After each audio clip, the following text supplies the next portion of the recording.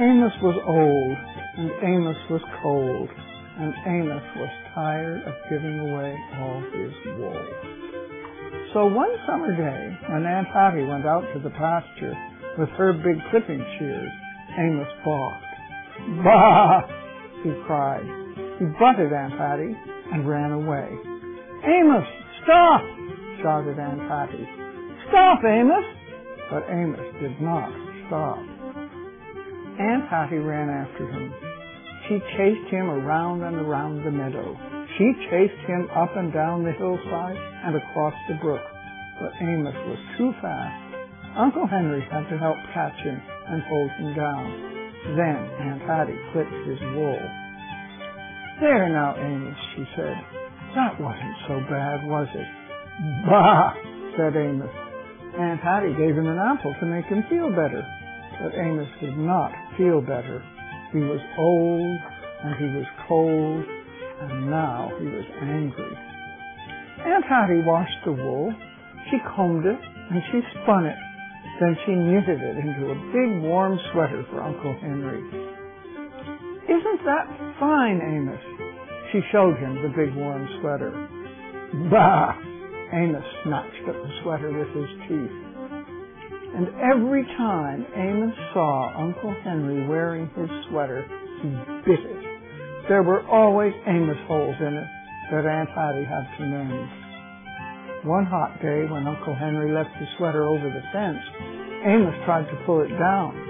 It stuck fast, and he made such a huge hole in it, Aunt Hattie came after him with a stick.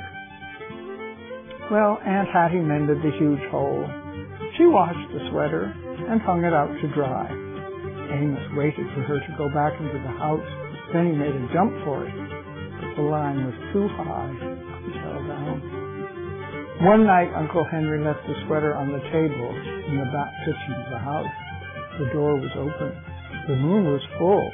Amos could see the sweater from his stall in the barn. He butted the stall door. He shoved it. He butted it. He shoved it. He butted and shoved until the door flew open. He dashed across the barnyard into the back kitchen.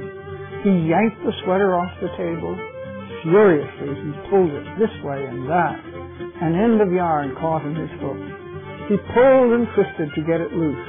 He tugged, he twisted, he bit. He rolled around on the floor.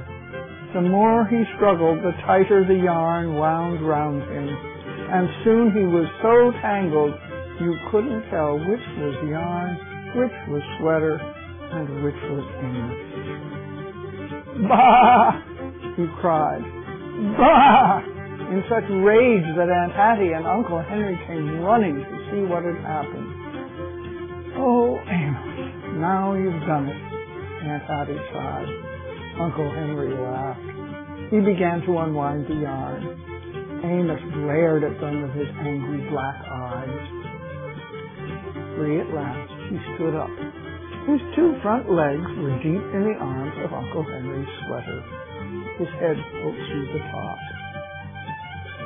"You know, Hattie, Amos is old," said Uncle Henry. "And maybe Amos is cold," said Aunt Hattie. "And maybe," they said, both at the same time, "Amos is tired of giving away all his wool." Now, if you go by the farm where Aunt Hattie and Uncle Henry live, you will see the sheep out in the pasture. There's one standing a little apart, and that's Amos. He's old, but he's not cold because he's wearing his sweater.